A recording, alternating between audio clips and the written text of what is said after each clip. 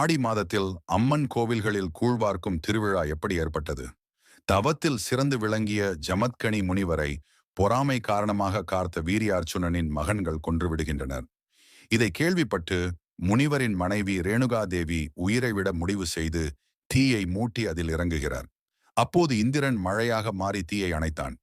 தீக்காயங்களால் ரேணுகாதேவிக்கு உடல் முழுவதும் கொப்பளங்கள் ஏற்பட்டன.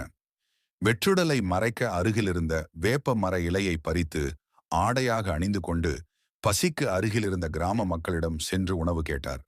அதற்கு அவர்கள் பச்சரிசி மாவு, வெல்லம், இளநீர் ஆகியவற்றை வழங்கினர்.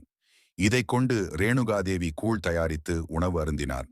அப்போது சிவபெருமான் தோன்றி ரேணுகாதேவியிடம், உலக மக்கள் அம்மை நோய் நீங்க நீ அணிந்த வேப்பிலை சிறந்த மருந்தாகும், நீ உண்ட கூழ் சிறந்த உணவாகும், இளநீர் சிறந்த நீராகாரமாகும் என்று வரமளித்தார். இந்த சம்பவத்தை நினைவு கூறும் விதத்தில்தான் ஆடி மாதத்தில் அம்மன் கோவில்களில் கூழ்வார்க்கும் திருவிழா சிறப்பாக நடைபெற்று வருகிறது. இந்த மாதத்தில் குலதெய்வத்தை வணங்குவது குடும்பத்திற்கு நல்லது.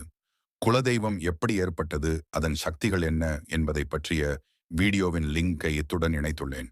வீடியோவை முழுமையாக பார்த்து குலதெய்வத்தை பற்றி முழுமையாக அறிந்து கொள்ளுங்கள். ஆன்மீக புரிதலில் ஹலோ சந்திரன்.